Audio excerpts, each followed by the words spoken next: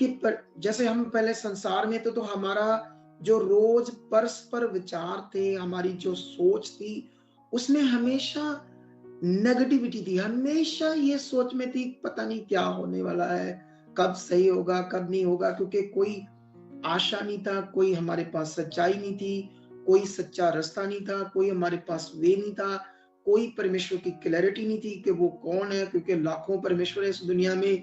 इसको छोड़ो उसको पकड़ो, आज वहां जाओ, 2 साल लगाए एक भगवान के पास, नहीं गुजारा हुआ, अब दूसरे भगवान के पास जाओ, तीसरे के पास, ऐसे लगा हुआ था ना जीवन इस दुनिया में। ऐसे ही लोग कर रहे हैं, 3 साल उसको माना, अगर उसको भी मान रहे उससे फर्क नहीं पड़ा तो वहां चल जाओ, इस बाबा के पास चल जाओ, वहां चल जाओ।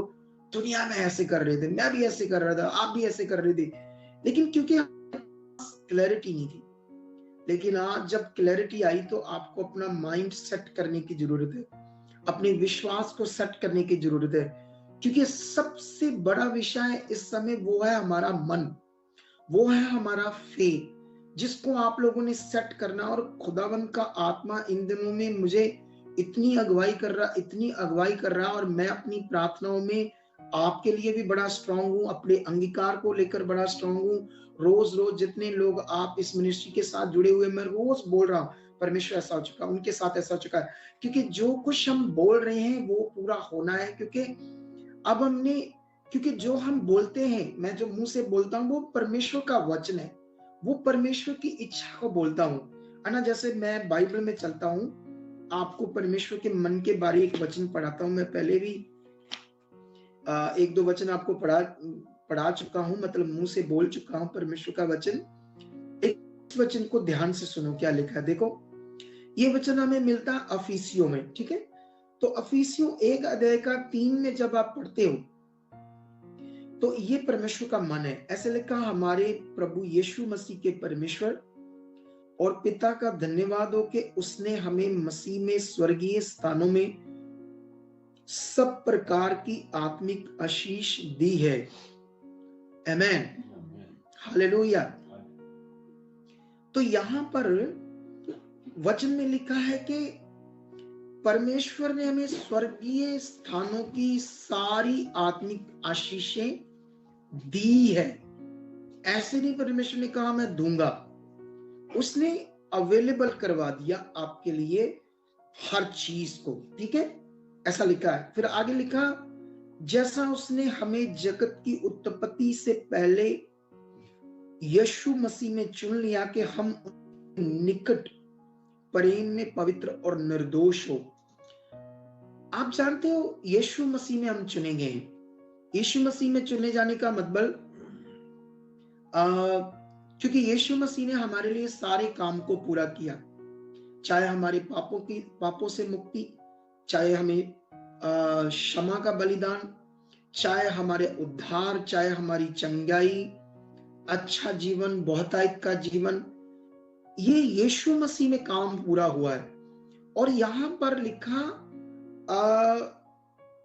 तुम उसके सामने, परमेश्वर के सामने हम हमेशा कैसे हैं? यीशु मसीह की कुर्बानी के कारण पवित्र और निर्दोष।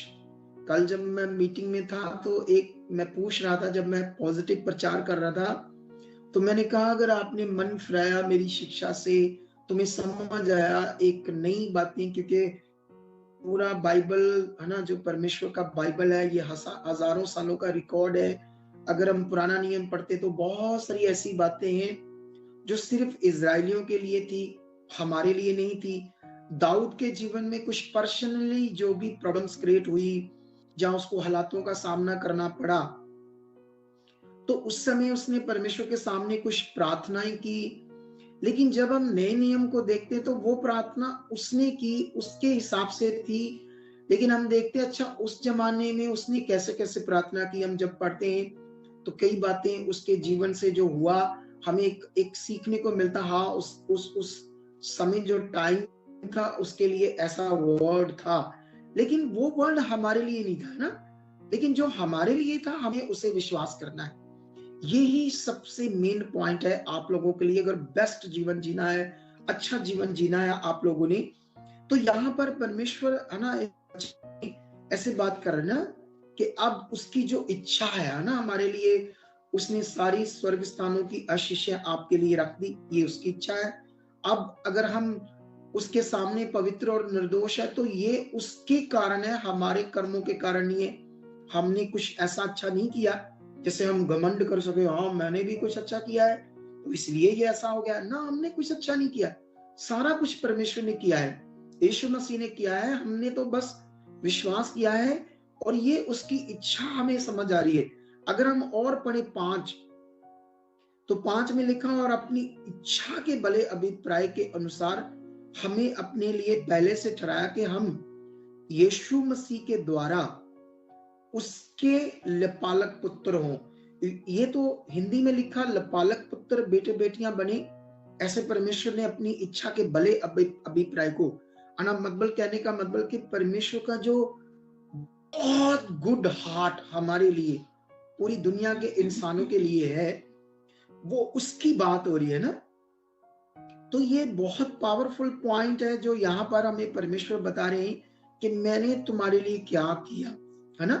तो अब देखो ना, मैं जैसे उदाहरण दे रहा था कि एक बाप अगर अपने बच्चों के लिए कैसे है, क्या क्या वो चाहता है, क्या क्या उसने रखा है, अगर बच्चों को पता चल जाए तो बच्चे बड़े खुश होंगे, पॉजिटिव रहेंगे। तो ऐसे सर्वशक्तिमान पिता परमेश्वर, जो हमारे परमेश्वर भी हैं, हमारे पिता भी हैं, उन्होंने हमारे लिए बहुत बेस्ट चीजों को किया है, ठीक है। तो जो उसने किया है वो हमारे विश्वास में रहना चाहिए। ऐसा नहीं छोटी छोटी बात पर आप मन खराब कर रहे हो, कुछ प्रकट नहीं हो रहा, कुछ चंगाई पूरी नहीं हो रही, आप आ रहे हो लेकिन आप सोच रहे हो अच्छा ये काम नहीं हुआ, अच्छा आप सोच रहे हो ये वाला काम नहीं हुआ, वेद कर रहा था, मैं प्रार्थना कर रहा था, अच्छा मैंने प्रार्थना की, मैं बना रहा 1 साल 6 महीने, लेकिन मेरा ये रिजल्ट क्यों नहीं आया, अच्छा ये मेरा क्यों नहीं हुआ, है ना। ऐसा करके हम सोचते हैं। लेकिन मैं आपको बताना चाहता हूं, वो इतना ताकतवर है परमेश्वर, और हमारे लिए कोई ऑप्शन नहीं है, कोई दूसरा परमेश्वर नहीं है, दूसरा कोई वे नहीं है जीवन पाने का पृथ्वी के ऊपर, या अनंत जीवन, इस जीवन के बाहर, इस जीवन के बाद आपके लिए क्या पूरी दुनिया के लिए कोई ऑप्शन नहीं है।